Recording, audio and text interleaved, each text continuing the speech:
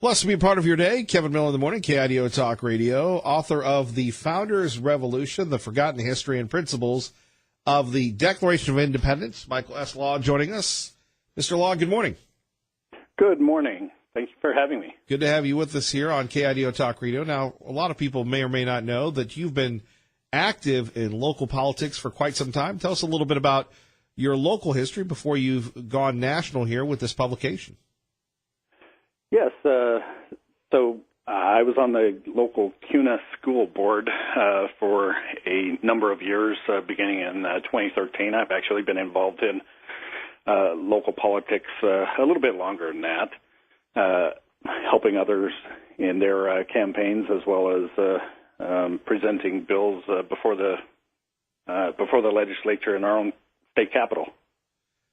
Well, indeed. And how has that prepared you for writing The Founders Revolution? Well, that has helped a little bit because I get to see the workings of how government does work as well as how it really ought to work. So there was plenty in my education, both in my master's degree as well as bachelor's degree,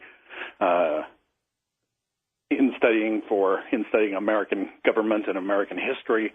And I just saw a little bit of a lack of education, especially regarding our founders. And if we do not have that foundation, the whole house tends to crumble. So studying that and learning about it, and then writing about it has done a lot to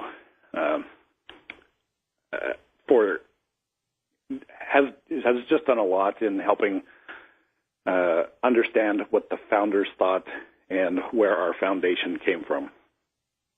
Well, what don't we know about the Revolution and the Declaration? Well, in most of our public schools, as well as even in our colleges, for the most part, when we talk about the Declaration especially, we talk a little bit about all men are created equal, things like that, and then the charges against the king, we tend to think of taxation without representation. We don't have that so much anymore, but taxation without representation was just one of 27 other charges that our founders laid against the king that were violations of our natural rights. And so I go through each of those charges as well as the rest of the Declaration of Independence, showing and using the words of the founders as much as I possibly could, showing that history and the principles behind it, and also showing how it is very applicable to today. Well, what do you say to people that judge the Founding Fathers, the Declaration of Independence, the Constitution by today's standards, saying that it was all about the white man? They would be wrong in many cases. And I actually show, in the case of Thomas Jefferson, some of the other founders, including Benjamin Franklin and Benjamin Rush, George Washington, how they actually despised slavery and how it was actually forced upon them. That is one of the charges that was laid originally by Thomas Jefferson against the king, but later was deleted because South Carolina and Georgia did not want that part in the Declaration of Independence. So they had actually put it in originally, as well as some of their actions. Thomas Jefferson is one of my favorites, who actually found one of his slaves who had been stealing from him. And rather than the typical way of punishing that slave, which would have been whipping or beating, he just told them, go and do so no more. So they both despised George Washington and Thomas Jefferson, as well as many of the other founders, but it was forced upon them by England. Michael Law joining us here as we take your calls about the Founders Revolution, 580-5436, 580-KIDO. How did the Founding Fathers put that all together? You've got some large personalities, your guy Jefferson, my guy Hamilton, Madison, all these little fiefdoms we called colonies. And then you've got the agrarians in the South, and you've got the mercantile guys in the North, very different culturally. How did they bring it all together? That's actually a very good question. So one of the people that was involved from the North, John Adams, who really pushed all the whole Congress, Continental Congress, very hard for a declaration. He pushed them hard, and eventually when he got them to go along with it, as they saw all these things that the king was doing, they're taxing without providing them any representation, and including, most especially, that started the war was actually gun confiscation. That was what started it on April 19th, 1775. And when they pushed for a declaration, John Adams thought that it would be good to have Thomas Jefferson write the declaration because he was from Virginia, so he would be able to get more of the South involved, more southern states and those agrarian states involved. And between the two of them, as well as a couple others that were on the committee, they were able to put this thing together. Thomas Jefferson really writing most of it, really all of it, and then some amendments here and there to the wording. It just took a lot of work. They did a lot of correspondence between them, between the various states and the various state legislatures. And when they saw each other and their problems with the king, with taxation, as well as losing their legislators and having their capitals moved, and no jury trial, things like that, it really banded them together. Michael Law joining us, Kevin Miller in the morning. Now you're going to be at Independence Indoor Shooting. Tell us a little bit about that. Yes, so originally they have been selling my book for the past number of months and decided to do an author signing, but they wanted to go a little bit farther themselves, and their interest is in educating as many people as they can about our rights, Second Amendment rights, as well as our natural rights, which is really where our Second Amendment comes from. And they saw the importance of that, and so we decided to do a seminar, and we will be discussing many of those forgotten histories and the principles in the Declaration of Independence this Saturday, beginning at noon, going for about an hour or so, with questions and answers afterwards, and then I will be there from noon till 5, the first hour for the seminar and the remaining hours for signing the books. When we take a look at natural rights, a lot of libs today don't think they exist. Tell us a little bit about what the founders thought of the natural rights of man. Natural rights are pure and simple rights given to us, endowed by our Creator. And the reason why we have to have natural rights that are endowed by Creator is if our rights are not from a Creator, somebody who has some supreme authority, then they must come from government. And if government can give, government can take away. And understanding what those natural rights are is supremely important, even for liberals who don't necessarily acknowledge that there is a God, don't necessarily, and that's not, throwing them all in that same category as not believing in a God. But if we do not have somebody who is supreme over even government or even ourselves, who gives us certain inalienable rights, namely life, liberty, and property, then those rights can easily be taken away by government, and governments cannot alienate us from those rights that are God-given. So that is important not only for conservatives but also for liberals. So when we take a look at the future of the country, a lot of people say that we could look at a constitutional convention, a convention of states. As a historian, an expert, an author, a writer, your thoughts on that proposal? Well, there's a number of issues with even some of the amendments that they are even talking about. For example, the amendment to balance a budget. While that would be great, Idaho has a requirement for a balanced budget. Yet we have debt.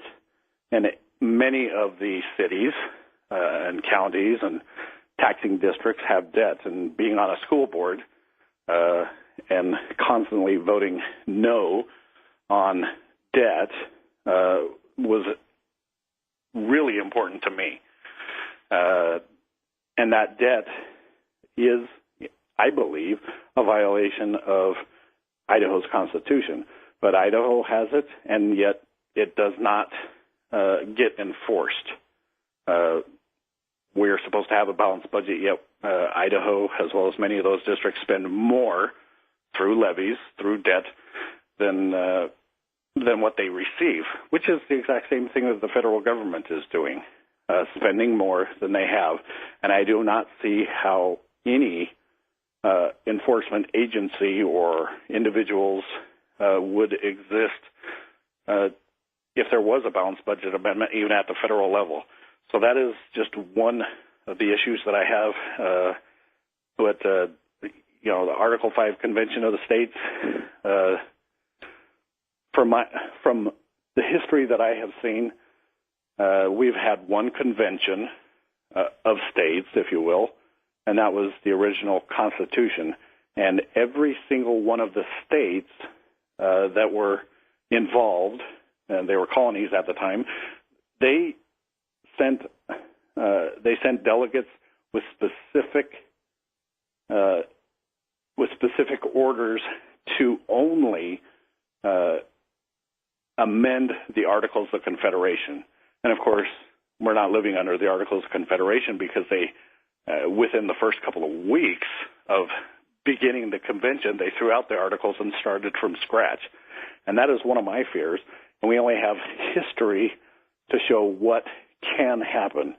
If we had other conventions that showed that, look, we were able to work on this amendment or that amendment and make it happen, or at least it failed, but generally the Constitution was not changed, then I would be okay with a convention of states. But we only have one piece of history that shows us what a convention would do, and that is completely give us a new Constitution. And my fear with a new Constitution is that it would not be the Constitution, but it would be something totally different that we would not recognize. Well, Michael, we wish you good luck, and Independence Indoor Shooting tomorrow at noon. Is that right? Yes, that is correct. All right. And your website, if people want to buy the book right now? Yeah, they can buy it at michaellawauthor.com. They can also get tickets on that site for the seminar, and you can buy the books at Barnes & Noble, Amazon, anywhere they're found. Thank you, sir. Good luck. Thank you. All right. There we have it. Local guy doing good. Okay, to reset here at 580-5436, 580-KIDO. It's been a while since we've talked about the Convention of States. If that percolates your interest, great, number one. Number two, at 580-5436, 580-KIDO. This issue with the caravan, they say they're not stopping. And I guess if Jerry Reed would redo his song, from Smokey and the Bandit, eastbound and down, I guess they would be northbound and down, if you will. That's number two. Number three are the packages that continue to get a lot of people talking. Thankfully, they have all been captured and such.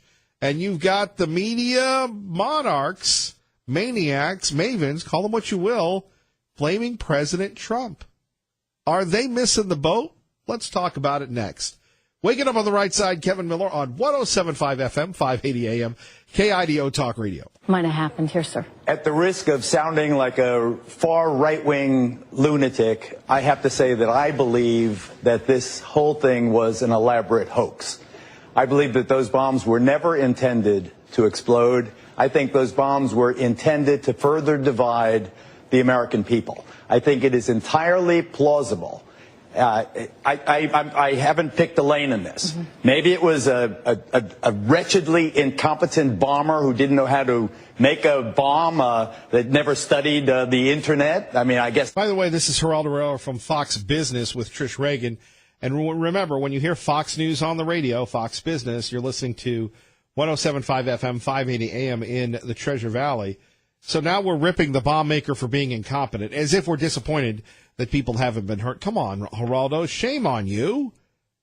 Yes, that's possible. Mm-hmm. Someone who wanted to embarrass President Trump, somebody who wanted to affect American political life. It could have been a Russian. Well, it could have been the Russians, either an incompetent boob or the Russians.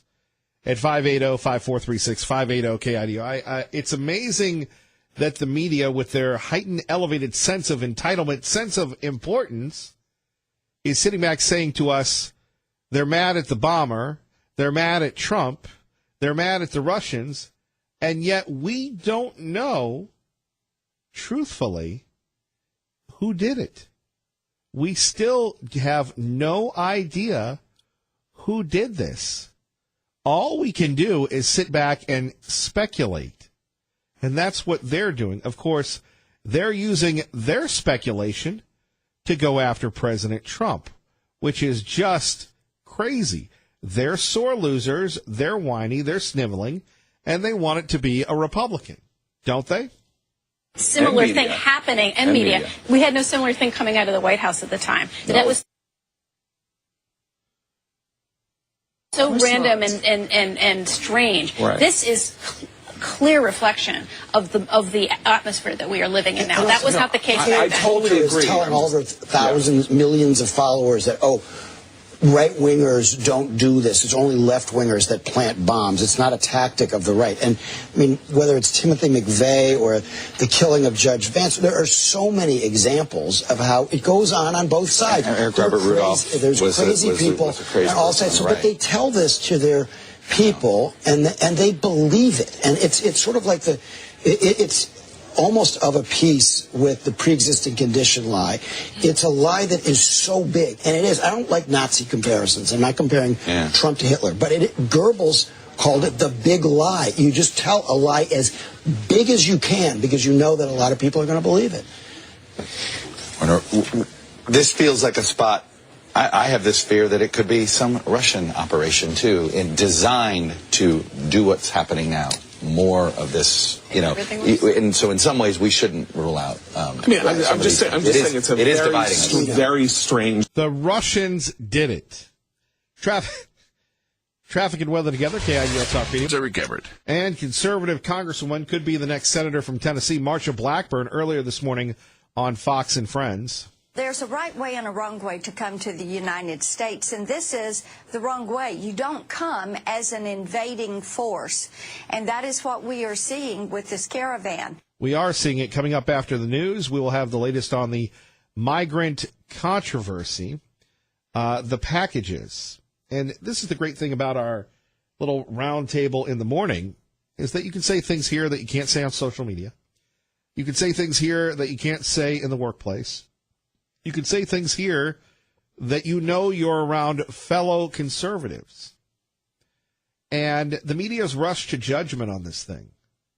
Anything to derail the President of the United States, whether you like the President of the United States or not. You can't sit there and say that the President is responsible for this. But you have people, unfortunately, egging on their followers, their people, to do that, right? Thankfully, most of us that listen to this show, the Kevin Miller Show, we have something that the mainstream populace lacks. And instead of vilifying them, we've got to save them. And that's called critical thinking skills. We look at things critically and go, well, hopefully this person is caught. It could be somebody like the Sarnoff brothers.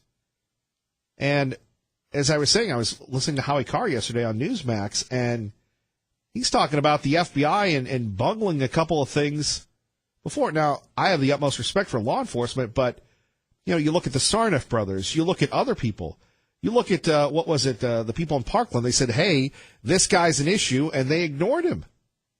Now, you can't be everywhere, but truly something is going on here. Of course, that doesn't stop Rosenstein and his crew from making up stuff about the president, now does it? More on that coming up next. Kevin Miller in the morning, KIDO Talk Radio, available 2 places. The Homeland, 580 AM, or our affiliate, The Big Dog, 107.5 FM. And coming up, we'll come up with a name for you next.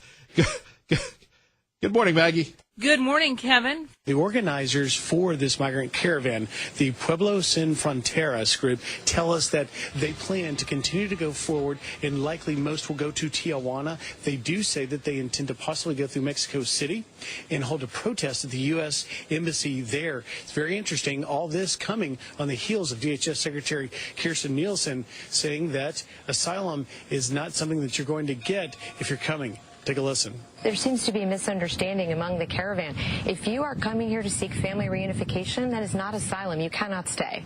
If you are coming here to seek a job, that is not asylum. You cannot stay. All this comes on the heels, of course, the president announcing sending 800 troops to the border to join the already 2,100 National Guard troops. And there we have it, our own Griff Jenkins. Kevin Miller in the morning, KIDO Talk Radio. Coming up, Ontario and the legalization of the marijuana. A lot of out-of-state money going in. Ontario, Oregon, our friends in Oregon. Thank you all for listening to 107.5 FM, 580 AM. And look, we love you too. We should take a look at annexing you if you'd love to join the great freedom state of Idaho and get out of that repressive, progressive, Portland-centered state of Oregon. But that's another time. Let's go to the phones. R&R, good morning. You're on with Kay Millie on KIDO Talk Radio. Kay Millie. Hey, 800 troops. And how many Dachshunds are headed to the border to protect the tunnels? The tunnels, my gosh, that place is just the honeycombed lit tunnels. Hey, accolades for sure. This has been just an epic week with your programming, and I told Ray that you are Marconi bound, and the other thing is no kidding, man. You just got to lay off Paulette Jordan because she bounces with the posse, and your posse is Dachshunds and a lot of people that love you. So that election's practically etched in stone, and I have been a supporter of Brad Little since the moment I saw him take communion. His heart is pure. Well, you called it. You called it before anybody that Brad Little was going to win. Well, winning's not as important as serving, in my opinion. He's about as pure as you, and I've never met you, but you're easy to find in your Crocs and your my Crocs shorts and my long sleeve shirt. Looking for a kickball tournament. Looking for a kickball tournament. Hey, one last thing. I never have met the man known as Newt Bueller, but anybody in the sound of the voice of you and just Kate, the lady running or pretending to be governor, if you look at what she has passed for, socialist, commie, pinko, take away rights and guns, it's just got to stop or right. Oregon will just fall. Hey, have a good weekend, and remember to turn your smart TV off because we're all watching you. And you're getting quite a show. Thank you, sir. Thank Bye-bye. you. Brother R&R, 580-5436. 580-KIDO. A couple things that are just I find fascinating. And this is off the beaten path. And maybe I'll attempt another thing they call a blog, if you will, right? So Megyn Kelly, it looks like she's out at Fox or not at NBC because she made a comment concerning blackface and whiteface and all sorts of things. There are many lessons to be learned from Megyn Kelly. And by the way, if you ever see Megyn Kelly in person, television does wonders with her. And look, as someone who in a past life appeared on the Megyn Kelly before even Megyn Kelly had a show, there are some people in TV, and TV is a looks business, that the camera doesn't do them justice. Others, the camera does magic with them. But Megyn Kelly looks totally different off of camera than she does on. And Megyn Kelly had a great thing going at Fox. but she wasn't good enough in her mind. Fox wasn't good enough for her. And we've all done that in life, haven't we? The grass is always greener. Oh, my goodness, the grass is always greener. And when people say to me, Kevin Miller, don't ever leave us, and I'm going, look, I hope you guys don't give me the boot, that's truthful. One thing I've learned in life, and I've made some Megyn Kelly-like career mistakes, is you have to go where you're wanted. So Megyn Kelly went to NBC, and she didn't fit in. In Fox, she could get away with whatever she wanted. She cut her hair. She did this. She stuck it in the face of conservatives. And our friend Ted, they're going to pay her $63 million to go away. Somebody please fire me from a job like that. I think it's $69 million. So Megyn Kelly makes a mistake and she's out. At that level, you have to be a complete moron to even go into the racial fields. You just don't do it. We live in a politically correct world. NBC is not Fox News. But it's more along the lines of what it says about NBC. So Megyn Kelly says this. She has bad ratings. The staff doesn't like her. It got off to a bad start when Tamron Hall accused NBC of being racist for hiring Megyn Kelly. The botched interview with Alex Jones. The embarrassment with Putin. But not to beat up on her too much, because look at what they did with Matt Lauer. And NBC, like a lot of news organizations, you have good, you have bad. And one thing that you've taught me is to be less self-righteous and more about empathy and humility. In fact, Father Lynn was talking about the magic of humility last week, and Christ being so vulnerable and so different from the lessons of power and control that the mainstream media percolates today, right? So I'm sitting here looking at this. This is the same network that Matt Lauer had a secret room, and he had a secret button that locked women in there with him. And according to published reports, the reason why he got fired is because he had his way with them. And they protected Matt Lauer. Brian Williams, plagiarist. I don't even think he just made stuff up about how he was a hero and a fireman and under fire. And they keep Brian Williams. Okay, life is not fair. But if you're a member, and it's funny, it's something a buddy of mine told me once. If you're a nice person, you get the benefit of the doubt. And Megyn Kelly was attacking her own network while she was employed by her network. Well, Kevin, you attacked the broadcast center while employed by the... Yes, it doesn't work well for you. Trust me on that. But NBC, who passed on a story that won the Pulitzer Prize. Now, Pulitzer Prize... that's the big enchilada. You have the Peabody Awards, which I think it was named after Dr. Peabody and the Time Machine. And then you've got the big one, the Nobel Peace Prize, the Pulitzer Prize. NBC was so concerned about protecting Harvey Weinstein and what he did, they passed on a story that won the Blippen Pulitzer Prize. They kept Matt Lauer. They protected Harvey Weinstein. And yet Megyn Kelly does this. And again, Megyn Kelly won't be coming back to Fox News. She had issues with Sean. She threw Bill O'Reilly under the bus, who really gave her opportunity. Roger Ailes as well. And is this a topic to talk about? No.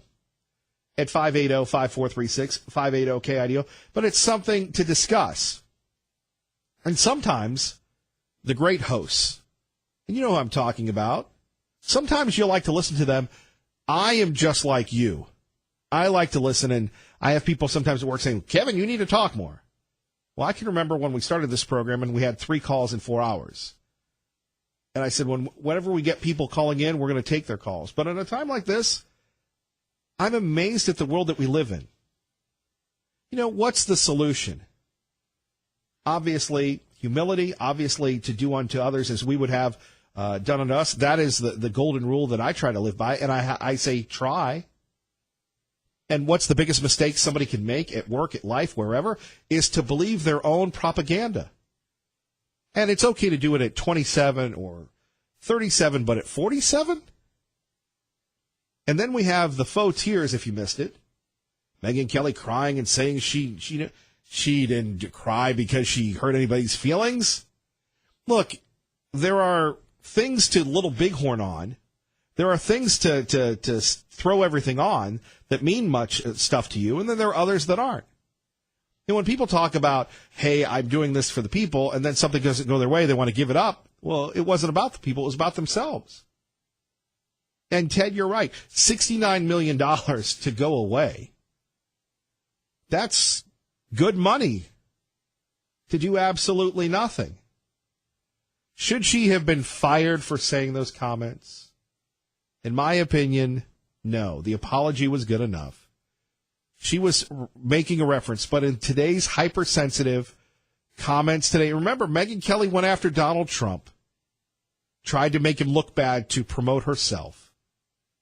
I'm sure she's a good lady. We've had her husband on a few times. And again, I've appeared on the precursor to the Kelly file, which, let's face it, was an imitation of the O'Reilly factor. But at 580-5436, 580-KIDO, you just have to take a look at NBC itself.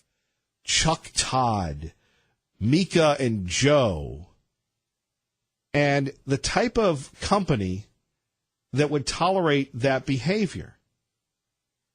That Matt Lauer, Harvey Weinstein, sometimes we'll sit there and go, what about men? What about you make one mistake, and because they don't like you, you're out?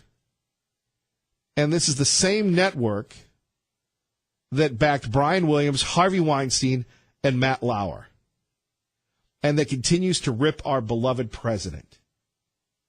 What does that say about the folks at NBC? Well, hey, they've got that show, What About Life? That's a good one, Kevin Miller. Okay. Just a personal thought here today, and look for something on KIDOTalkRadio.com about that. Sit to myself and go, wow, $69 million to walk away. How is that person relatable to somebody in CUNA? They're not. They're not. Coming up, of course, we will take a look at the big debates. A lot of debates going on our news partner, Channel 7. Of course, we'll talk about it as well. Paulette Jordan, not really in the news. We'll see what happens. I'm saying Brad Little gets 70% of the vote. I think Mike Simpson might get 90%. Well, Kevin, no, the Democrats will vote. Dude, I don't see a reason to vote for that guy. He seems like a nice young man, but he agrees with Mike Simpson. So why not just go for the real thing? Pro-Life joins us now on KIDO Talk Radio with Kevin Miller in the morning. Hello, Pro-Life. You're calling a little early this morning. Yeah, I get up. I've been listening since about 6:30. Well, thank you. Well, anyway, we're going to have the debate. Now, wait a minute. We're talking here about morality, right, about men getting away with things, Megyn Kelly saying something stupid and she's out the door. Never mind that Matt Lauer had a secret room. Yeah, I know. That he could press a button and lock people in there. And he was married, Harvey Weinstein. They tried to axe a story that won the Pulitzer Prize. And you're not even going to comment on that? It's back to the pro-life talking points? No, you're going to get me called into the office today going, what type of show are you running, Miller? Well, NBC's obviously so out of it that it's not worth commenting about. They are just a crooked bunch. And But it is because you're a man of faith.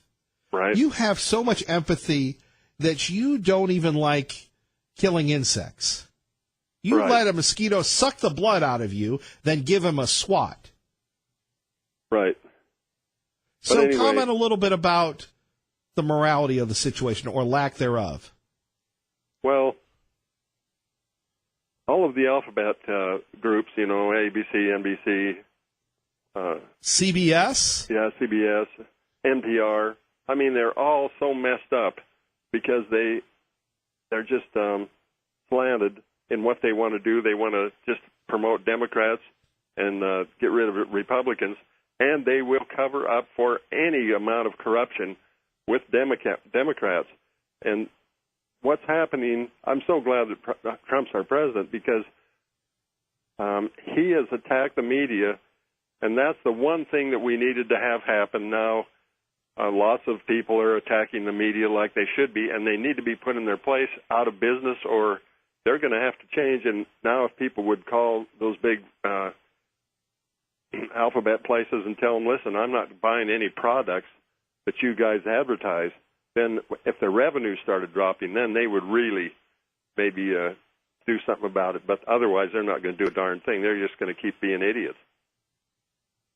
But anyway, on local politics, the debates are so boring because somebody with color, they don't put them in there. And when you take the NPR station, when they have a debate, Governor Otter used to insist that everybody that was on the ballot would come to that station and be on there because it was public funded television. Now, Mr. Little's not done that, and, that's not a good thing. And when Steve Pankey spent $300,000 and he couldn't get on the stage, that shows that the local media is messed up, too. Let me just say this. During the primary, who had everybody on all the time, including Mr. Pankey? You guys. Well, yes. Your station, you. Right. I know. So everybody that talks the talk, they don't. And here's the deal with Steve Pankey. He spent a lot of money, had a wonderful message, but the media didn't want him to dilute from their ratings gain. You've got Touchdown Tommy, Congressman Raul, and Lieutenant Governor Brad. You put in Mr. Pankey, what's the one thing that doesn't belong? Instead of being about public service, they passed the buck. I totally agree with you on that. And I wondered how they all got away with it, but they did. Shame on them. Well, but they are pretty stupid because Steve Pankey's not the greatest speaker, but he brings some kind of interest and color to it. And you can't just You can't say that he wasn't a serious candidate. He was a serious candidate. I know. I mean, if you're going to put $300,000 of your own money and not be able to get on the television stage, that just shows that the TV stations, they're no good. That's why we love the radio. Thank you, Pro-Life. All right, we'll see you. 580-5436, 580-KIDO. Kevin Miller in the morning, KIDO Talk Radio. Liberal Steve joins us. Good morning, Liberal Steve on KIDO Talk Radio with Kevin Miller. Good morning, Mr. Miller. Interesting show, as always. Can I just say one thing first before I get to the topic? My people who are checking the polls of people that are voting early and coming out showed Jordan with about a 91% lead against Little. And I'm not hearing anything on television or radio as far as what the polls are showing. Have you heard anything? Yeah, I've heard Brad Little gets 70%, and Paulette Jordan, well, I don't know what she does after this election. I have to be careful of my verbs. I don't want to get Megyn Kelly. Last week it was Kavanaugh. This week it's Megyn Kelly. Yeah, that's true. That's true. I just want to tell, I think that Right to Life is one of the biggest hypocrites in Idaho. I'm not saying he's a bad man or anything. I just think he's a big hypocrite. He's not a bad man, but he's a hypocrite. That makes, well, I don't want to say. Yeah, you don't want to say. It's. I believe that it's the truth, though, especially a man that supports Trump. But remember Steve, what was his name? Steve Scalise? Was that in June of Steve Scalise, yes, right. 2017, he was shot on the baseball field. And how both sides were saying, oh, we got to stop this, we got to stop this, we got to stop this. And now, because of everything that's happening and coming out of the purple state, I don't think it's a red state of Florida, supposedly, Trump is saying the news people got to stop this. They have to stop that. Kind of like this call. I've got to run, sir. Can I hold over? Sure. Thank you. You're a good boy. Good morning, Dave.